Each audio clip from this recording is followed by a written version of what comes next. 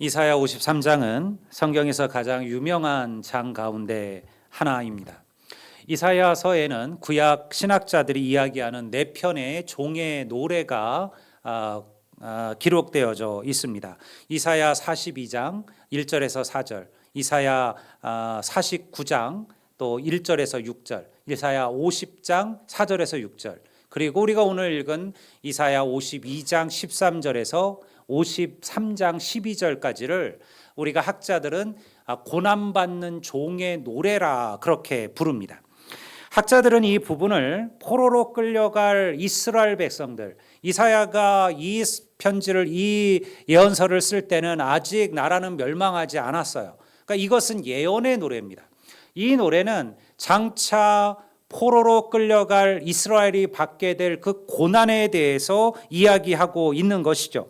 비록 지금은 이스라엘이 많은 대적들의 침략에 무너져 그리고 수많은 고난과 환난을 경험하겠지만 결국은 승리할 것이고 그리고 다시 고국으로 돌아올 것이라는 위로의 노래이기도 합니다. 하지만 이사야 52장에서 53장에 나오는 네 번째 종의 노래는 좀 달라요. 이 네 번째 종의 노래에서 고난받는 종은 이스라엘이란 한 나라에서 한 개인으로 변화되기 시작합니다. 그는 앞에 나오는 세 번의 종의 노래와는 달리 고난을 받는 것에서 끝나지 않고요. 그리고 결국 죽음에까지 이르게 돼요. 이사야는 이 네 번째 종의 노래를 통해서 무엇을 우리에게 이야기하고 있냐면 진정한 구원자 메시아에 대해서 이야기하고 있는 것이죠. 포로로 끌려간 이스라엘은 바벨론을 무너뜨린 메대 왕 고레스에 의하여 해방되고 고국으로 돌아오는 경험을 해요. 그러니까 여기서는 1차적으로 그 구원자는 메대 고레스 왕입니다. 하지만 이 구원은요, 완전한 구원이 아니죠. 그저 단순히 정치적인 구원이고 해방일 뿐이에요.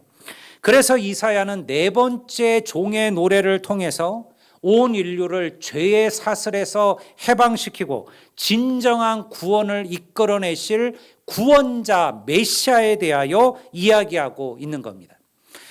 초대교회는 이 이사야 53장에 나오는 이 종을 온 인류를 구원하시기 위하여 대속의 십자가를 지시고 고난을 당하신 예수 그리스도를 대망하는 예언으로 받아들였어요. 그리고 오늘 우리에게 필요한 것도 바로 이 예수 그리스도께서 바로 나의 구원자 되시며 나의 주인 되시는 주인으로 고백하는 믿음입니다. 그렇다면 초대교회가 이 이사야의 종의 노래를 예수 그리스도 메시아로 이해했음을 우리가 어떻게 알 수가 있을까요? 그것이 명시적으로 나타나는 것이 바로 사도행전 8장에 나오는 이디오피아 내시장에 대한 이야기입니다. 예수님께서 죽으시고 부활하신 지 얼마 안 돼요. 예루살렘을 방문했던 이디오피아의 내시장이 있었습니다. 그는요, 대단한 권력을 가진 이였습니다. 환관이었지만 실제로 그 왕의, 성경에 보면 왕의 모든 그 곡간을, 모든 왕의 그 재산을 관리하는 내시들의 장으로 설명되어져 있죠. 그는 이방인이었지만 율법을 지키는 유대교를 믿는 그런 사람이었어요. 그러니까 그가 에티오피아에서 예루살렘까지 와서 예루살렘 성전을 지금 순례하고 돌아가는 길이었습니다. 성령께서 초대교회 7 집사 중에 한 사람이었던 이 전도자 빌립을 바로 그에게로 인도합니다. 빌립이 그를 만났을 때 그 내시장은요, 수리에 앉아서 바로 우리가 오늘 읽은 고난받는 종의 노래가 적혀져 있는 이사야서를 읽고 있었습니다. 빌립이 그에게 묻습니다. 당신이 읽고 있는 그 성경의 뜻이 무엇인지를 알고 있느냐? 이에 내시장은 뭐라고 답했을까요? 제 31절 한번 읽어보겠습니다. 그가 이렇게 이야기합니다. 대답하되 지도해 주는 사람이 없으니 어찌 깨달을 수 있느냐 하고 빌립을 청하여 수레에 올라 같이 앉으라 하니라. 자기에게 지금 와서 이 말씀이 무엇인지를 좀 내게 들려달라. 빌립을 자기의 수레에 청하여 그리고 그 말씀을 들어요. 그 말씀을 듣고 그리고 깨닫게 되죠. 빌립은 바로 이 말씀이 예수 그리스도를 가르친다는 것을 그에게 전합니다. 그 말을 듣고 통회하고 회심한 이에게 빌립은 세례를 줍니다. 이 이야기는요, 초대교회가 이사야서에 고난받는 종을 바로 온 세상을 구원하고 십자가에 죽으실 예수님으로 받아들이고 있었다라는 것을 우리에게 가르쳐주고 있는 거예요. 우리가 다시 한번 이사야 53장 4절을 우리 한번 다 같이 다시 한번 읽어 보시겠습니다. 다 같이 읽겠습니다. 그는 실로 우리의 질고를 지고 우리의 슬픔을 당하였거늘 우리는 생각하기를 그는 징벌을 받아 하나님께 맞으며 고난을 당한다 하였노라. 제 어린 시절 목사님들의 대부분의 설교는요, 예수 그리스도의 십자가에 대한 설교였습니다. 설교를 들을 때마다 목사님들은 예수님의 십자가에 대한 이야기를 했습니다. 그리고 죄에 대해서 그리고 지옥에 대해서 이야기하곤 했죠. 근데 저는 그 설교를 들을 때 어린 시절에 그런 생각을 많이 했어요. 내가 죽어서 지옥 갈 만한 죄를 저지른 게 없는데, 여러분 그 어린 나이에 제가 무슨 죄를 크게 그렇게 저질렀을까요? 고작 무슨 거짓말 좀 했거나, 여러분들 형들하고 싸웠거나, 동생이랑 토다락거렸거나, 그 정도 죄악 아니겠어요? 그런데 나는 그렇게 지옥 갈 정도로 큰 죄를 저지른 적이 없는 것 같은데 왜 예수님께서 내 죄 때문에 십자가에 죽으셨을까? 또 죄는 내가 졌는데 왜 내가 아닌 예수님이 십자가를 져야 했는가? 내가 죄를 지었으면 내가 벌을 받아야 되는 거 아닌가? 여러분, 제가 괜히 목사가 된 게 아니에요. 이 어린 시절부터 이런 심오한 생각을 했다라는 거예요. 근데 사실은 저만 그런 생각을 했을까요? 여러분, 수많은 사람들이 여전히 그렇게 생각해요. 내가 그렇게 죄인인가? 내가 십자가에 못 박힐 정도로 지옥 갈 정도로 내가 그렇게 큰 죄인인가? 사람들은요, 자기가 죄인임을 인정하지 않습니다. 오늘 우리의 가장 큰 문제는 내가 죄가 없다라고 생각하는데 있다라는 거예요. 오히려 나 정도면 괜찮은 사람 아닌가? 나 정도면 선한 존재 아닌가? 나 정도면 잘 사는 거 아닌가? 다른 사람들에 비하면 나는 아무것도 아닌 거 아닌가? 여러분, 이것이 오늘날 수많은 생각들이 하는 생각들이죠. 여러분, 그러니 예수님께서 나를 위하여 당하신 십자가의 고난이 여러분들 우리의 가슴 속에 깊이 박힐 수가 없는 거예요. 여러분, 죄인임을 인정하지 않는 이가 예수님의 십자가의 은혜와 그 감격을 깨달을 수 없다라는 것입니다. 로마서 3장 23절 한번 보겠습니다. 뭐라고 얘기합니까? 모든 사람이 죄를 범하였음에 하나님의 영광에 이르지 못하더니. 모든 사람이 죄를 범하였다. 여러분, 구원의 첫 시작은 내가 주님의 십자가의 대속 없이는 어찌할 수 없는 죄인임을 인정하고 고백하는 것임을 믿으시기를 주의 이름으로 축원합니다. 여러분, 우리가 죄를 지은 그때부터 죽음은 인간의 모든 것을 지배합니다. 그 어떤 것도 죽음의 자리에서 벗어날 수 없게 되었습니다. 오늘날 우리가 갈망하는 마지막 갈망은 뭐예요? 영원히 사는 거죠. 영원, 생로불사입니다. 영원히 살아가는 것이 인간의 사실은 마지막 목표예요.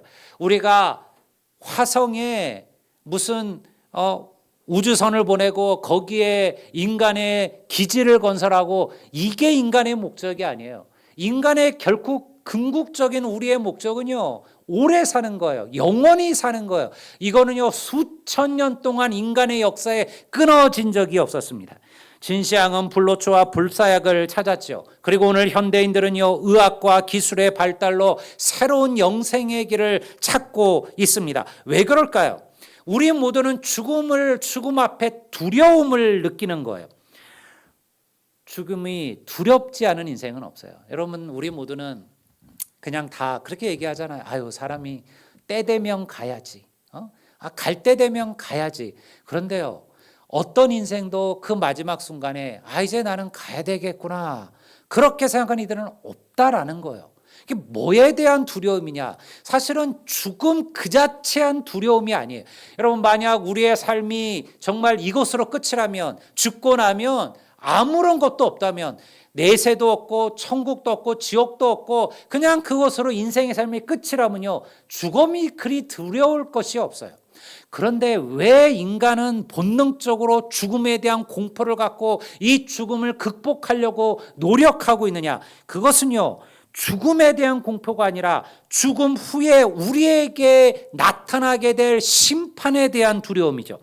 히브리서 9장 27절은 이렇게 기록합니다. 한 번 죽는 것은 사람에게 정해진 것이요, 그 후에는 심판이 있으리라. 믿습니까?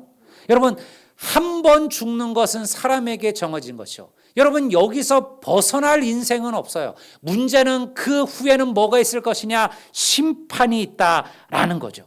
죽음 앞에 인간은 무력감과 절망을 경험합니다. 그 이유는 죽음이 우리의 죄의 대가로 주어졌기 때문에 그렇습니다. 오늘날 이 세대가 짓는 죄악들을 보면 무섭고 두렵습니다. 우리가 상상할 수 없는 죄악들이요, 도처에서 아무렇지도 않게 행하여지고 있습니다. 가장 무서운 죄악은 전쟁이죠. 전쟁을 통해서 수많은 이들이 죽음을 경험하고 있어요. 제가 어제 뉴스를 잠깐 봤더니 지금 러시아와 우크라이나 전쟁은 이미 어마어마한 사람들이 죽었고요. 지금 얼마 되지도 않은 지금 팔레스타인과 이스라엘 전쟁에서만 지금 4만 명이 목숨을 잃었습니다. 여러분, 말이 4만 명이죠. 4만이라는 숫자는요, 우리의 상상을 초월하는 숫자입니다. 군대에 있어서 여러분들 한 개 사단이 10,000여 명 정도 되는 거예요. 그 4개 사단이 지금 한순간에 그 생명을 잃어버린 겁니다. 그러면서도요, 전쟁을 멈추지 않습니다. 그 죽음을 가볍게 생각하는 것이죠. 여러분, 오늘날 우리 주위에 있는 죄악들은요, 상상을 초월합니다. 평범한 이들조차 그런 죄악에 물들어갑니다. 폭력과 성적인 죄악들, 억압과 착취들, 온갖 중독들이 도처에서 행해져 있죠. 어떤 이들은 그런 것들의 가해자가 되고 어떤 이들은 그런 일들의 희생자가 됩니다. 사람들을 때로 죽음으로 몰아넣는 악플들을 다는 이들을 보셔요. 아주 평범한 사람들입니다. 그런 말을 정말 입에 담을 수 없는 그런 악담들을 쏟아붓는 사람들을 나중에 여러분들 고소해서 찾아보면요, 중학생, 집에 있는 그냥 가정주부, 멀쩡한 회사원, 여러분, 우리가 흔히 주위에서 누구나 찾아볼 수 있는 평범한 사람들이 그러한 일들을 하고 있다는 거예요. 우리가 이것을 악의 평범성이라고 불러요. 악의 평범성. 악이라는 것이 무슨 정말 대단한 악한 자들, 사악한 자들이 행하는 게 아니라는 거예요. 이것이 우리에게 가르쳐주는 게 무엇입니까? 우리도 그들과 다르지 않다는 거예요. 우리도 얼마든지 그런 죄와 그런 악 속에 우리도 빠져들 수 있다라는 것이죠. 하나님은 인간이 스스로 절대 자신을 구원할 수 없는 존재라는 것을 알고 계셨습니다. 우리들은 다를까요? 나는 절대적으로 선하다고 자신할 수 있습니까? 선한 이들조차 그저 남들과 비교해 봐서 조금 더 나을 뿐이에요.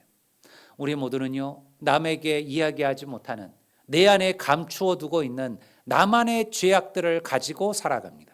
남들에게 보여줄 때는 좋은 모습, 우리의 마스크를 쓰고 사람들을 대하죠. 그게 여러분들 퍼스널리티예요. 그 뜻은 뭐예요? 마스크, 가면이란 뜻이에요. 그러니 진짜 내가 어떤 사람인지는요, 사실은 나는 알아요. 내 안에 있는 탐욕, 내 안에 있는 욕망, 내 안에 있는 분노, 누군가라는 원망, 분노, 그리고 용서하지 못한 비난들, 여러분, 수많은 것들이 내 안에도 있다라는 거예요. 그러니 우리 역시 죄인이에요. 그러니까 여러분, 나 같은 죄인을 위하여 예수 그리스도께서 십자가를 지신 거예요. 그 십자가는 다른 사람을 위한 십자가가 아니에요. 여러분, 바로 나와 여러분을 위하여 예수님께서 십자가에서 보혈의 피를 흘리신 줄로 믿습니다. 그것이 오늘 우리가 읽은 이 본문의 말씀이에요. 그는 실로 우리의 질고를 지고 우리의 슬픔을 당하였거늘 우리는 생각하기를 그는 징벌을 받아 하나님께 맞으며 고난을 당한다 생각한다. 예수님 십자가를 못 박히실 때 사람들은 어떻게 생각했어요? 그 십자가의 죽음이 나 때문이 아니라 바로 예수 그가 지은 자기의 잘못, 자기의 문제로 그가 십자가에 못 박혔다라고 생각했다라는 거예요. 누구도 예수의 찔림이 나의 허물이요 예수의 상함이 나의 죄악이라고 고백하지 않는다라는 것이죠. 여러분, 우리가 진정한 하나님의 자녀가 되기 위해서는 먼저 예수 그리스도의 십자가의 죽음이 바로 나 때문에 일어난 사건임을 고백하셔야만 해요. 예수님께서 나의 죄를 지시고 십자가에서 죽으셨습니다. 주님이 받으신 모든 고난은요, 바로 나 때문에 받으신 고난이라는 거예요. 그래서 항상 믿음은 죄의 고백으로부터 시작되어야만 합니다. 내가 죄인임을 인정할 때 비로소 우리가 십자가를 바라보게 되는 거예요. 우리가 주일날 예배 때 여러분들 임내 찬송을 하고 그 다음에 참회 기도를 드리는 이유가 무엇입니까? 여러분, 내가 죄인임을 인정하며 이 예배 자리에 서라는 거예요. 오늘날 예배 자리에 나온 이들이 자신이 하나님 앞에 어찌할 수 없는 죄인임을 인정하지 않는다면 그 예배가 그들의 마음을 움직이는 살아있는 하나님께 드려지는 예배가 될 수 없다라는 거예요. 우리의 힘과 우리의 능력으로 구원받을 수 없는 죄인, 바로 그것이 나라는 거예요. 이것을 인정하는 것이 여러분 바로 예배의 시작임을 믿습니다. 여러분, 그래서 하나님의 사랑은 놀랍습니다. 노사도 요한은 요한일서 3장 1절에서 이와 같이 이야기합니다. 보라, 하나님께서 어떠한 사랑을 우리에게 베푸사 하나님의 자녀라 일컬음을 받게 하셨는가. 우리가 그러하도다. 하나님께서 어떠한 사랑을 우리에게 베푸사. 여러분, 여기서 말하는 이 어떠한이라는 의미가 무엇이냐면 감히 표현할 수도 없는, 측량할 수도 없는 이런 뜻이에요. 하나님께서 우리에게 어떠한 사랑을 베푸사, 이 말 속에는 하나님께서 우리에게 감히 표현할 수도 없고 측량할 수도 없는 사랑을 우리에게 베푸셨다라는 것이죠. 바울은 로마서 5장 8절에서 이것을 다른 말로 기록합니다. 우리가 아직 죄인 되었을 때 하나님 그리스도께서 우리를 위하여 죽으심으로 하나님께서 우리에게 대한 자기의 사랑을 확증하셨느니라. 이것이 바로 측량할 수도 없는, 표현할 수도 없는 이라는 이 사랑의 이야기예요. 우리가 의인이고 선하고 잘나고 특별해서 하나님이 우리를 구원하신 게 아니에요. 우리가 매년 고난주간을 맞이하고 부활절을 맞이합니다. 많은 이들이 예수님의 부활에만 우리의 모든 것을 쏟아붓죠. 물론 맞아요. 복음의 진리와 핵심은 부활에 있어요. 그러나 부활이 그냥 된 게 아니에요. 고난이 없이 부활은 존재할 수가 없는 것이죠. 하나님께서 우리를 구원하신 이유는 우리가 선하고 특별하고 남들보다 더 공의롭고 정의로워서가 아니라는 것이에요. 우리는 여전히 죄인입니다. 우리는 어찌할 수 없는 죄인입니다. 그럼에도 불구하고 하나님께서 우리를 사랑해 주셨다라는 거예요. 그래서 믿음은, 그래서 구원은 하나님의 은혜입니다. 저는 여전히 고민하고 안타까울 때가 많아요. 왜 오늘날 우리 성도들에게는 주를 위해 모든 것을 걸고 자기의 생명마저도 아까워하지 않았던 우리 믿음의 선배들의 그 모습을 찾아볼 수가 없을까? 여러분, 우리의 믿음의 선배들은 정말 그렇게 살았잖아요. 예수 위에 모든 걸 걸었어요. 전부를 걸었어요. 여러분, 우리처럼 그냥 적당히 대충 걸지 않았어요. 이것이 내게 도움이 안 되면 그냥 포기하고 던져버리는 삶 살지 않았습니다. 하나님을 위해서 모든 걸 걸었죠. 그러면서도 감사하면서 여러분들 기쁨으로 살았습니다. 주인과 노예가, 가난한 자와 부자와 건강한 자와 여러분들 병든 이가 함께 예배하며 함께 주님으로 찬송하며 그렇게 살았습니다. 왜 우리는 하나님을 보지 못하고요, 사람 때문에 은혜를 잊어버리게 될까요?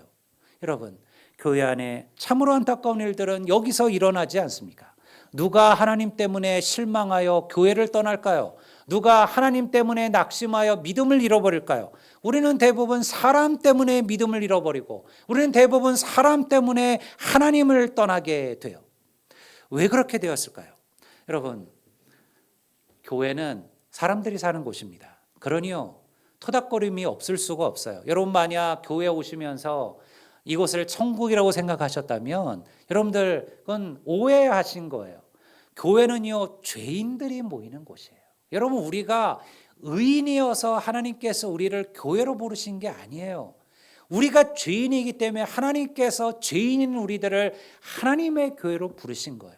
사람들이 살아가죠. 우리는 아직 성화되지도 않았고 우리는 아직 영화되지도 않았습니다. 우리는 완전한 자들이 아니에요. 그러니 부닥칩니다. 여러분들 서로 안 맞습니다. 생각이 다르기도 합니다. 토닥거릴 수도 있습니다. 여러분, 그러나 하나님을 바라보시기를 주의 이름으로 축원합니다. 여러분, 그게 믿음이죠. 제가 아시는 분은 저한테 그런 얘기를 하는 거예요. 한번 저한테 카톡을 보냈는데, 목사님, 제가 교회 너무 미운 사람이 있다는 거예요. 너무 미운 사람. 그러니까 교회를 가면 은혜가 안 된다는 거예요.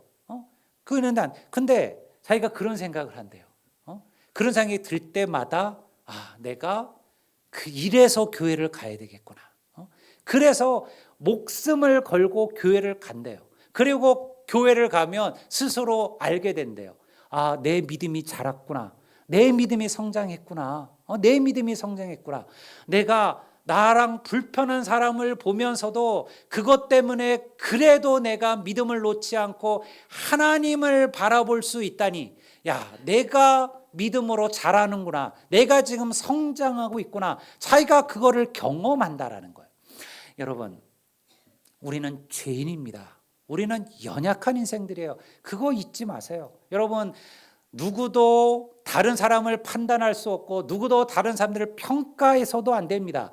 우리는요, 그 정도로 대단한 인물들이 아닙니다. 그저 하나님 앞에 항상 겸허하고 겸비하게 쓰셔야 됩니다. 여러분, 그때 예수 그리스도의 십자가가 내 가슴 속에 새겨지고 박혀지게 될 줄을 믿습니다. 여러분, 우리가 이것을 모르면 우리의 수고도 헛것이며 우리의 믿음도 헛것이에요. 나 같은 죄인을 위해 십자가를 지시고 죽으신 예수님의 사랑을 깨달아 알아갈 때, 그때 우리도 다른 사람을 용서할 수 있게 되는 거예요. 세상에 용서만큼 어려운 게 어디 있습니까? 용서는 참 어려워요. 그런데 여러분, 그게 내 힘으로 하는 거 아니에요. 그러려면 못합니다. 우리가 내 힘으로 누군가를 용서하려면요, 용서 안 돼요. 우리는 항상 그렇게 얘기하잖아요. 왜 내가 먼저 용서해야 되고, 왜 내가 먼저 미안해야 되고, 왜 내가 먼저 손해봐야 되느냐. 용서 못하죠. 여러분, 용서라는 것은 손해보는 일입니다. 때로는 여러분들 내가 한 일이 아니om에도 여러분들 가슴으로 품어줄 수 있어야 되는 게 용서잖아요. 근데 이게 그냥 될까요? 여러분, 나 같은 죄인을 사랑하셔서 자기의 생명까지도 아낌없이 주셨던 그 예수님의 사랑과 십자가가 내 안에 새겨질 때, 여러분, 우리도 주님처럼 다른 이들을 용서하는 자가 될 줄을 믿습니다. 용서만 그러할까요?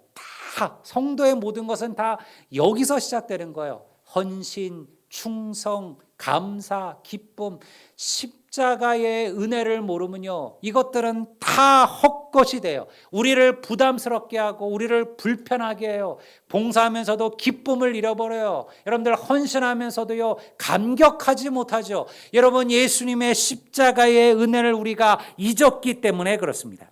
예수님이 2000년 전 그 당시에 사람들을 위하여 죽으신 게 아니에요. 예수님은 오늘도 우리를 위하여 십자가를 지고 계심을 믿습니다. 나를 위하여 주님은 십자가를 지신 거예요.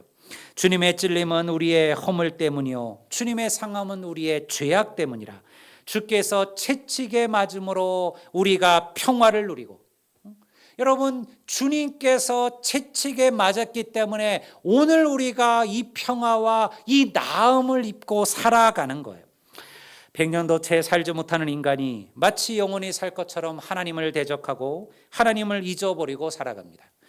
먹고 마심에 부족함이 없는 풍성한 세상이 되었다라고 스스로 위로하지만, 그러나 정말로 중요한 것을 잃어버린 세상이 되었습니다. 그러니 성도 여러분, 다시 한번 예수 그리스도의 십자가를 여러분의 가슴에 세우시기를 주의 이름으로 축원합니다. 나를 위해 십자가에 죽으신 예수님을 여러분의 구세주로 고백하시고 인정하셔야만 합니다. 우리가 예수님을 나 예수 그리스도, 주 예수 그리스도라 고백하는 이유가 여기에 있는 거예요. 여러분, 예수님은 그냥 예수님이 아니에요. 예수님은 나의 주인이시며 예수님은 나의 구원자이시다. 이것이 주 예수 그리스도라는 이름의 고백이에요. 그러니 당신의 삶에, 당신이 여러분이 스스로 여러분의 삶의 주인 된 자리에서 내려오셔야만 합니다. 그리고 그곳에 여러분 예수 그리스도를 올려주십시오. 그때 우리의 삶이 달라지게 될 거예요. 진정한 삶의 기쁨을 경험하게 될 것입니다. 아무리 어렵고 아무리 힘들어도 여러분 하나님의 사랑을 놓지 않기를 주의 이름으로 소망합니다. 오늘 우리가 이 사순절을 통해서 이 십자가의 은혜를 다시 한번 마음에 새기시고 품으시고, 하나님께서 주께서 나 같은 죄인을 사랑하시고 용서하셨듯이 여러분 우리도 그러한 마음으로 이 사순절을, 이 고난의 여러분들 시간들을 감당하시고 하나님의 은혜 안에 잠기는 우리 모두가 되시기를 주의 이름으로 축원합니다. 우리 다 같이 자리에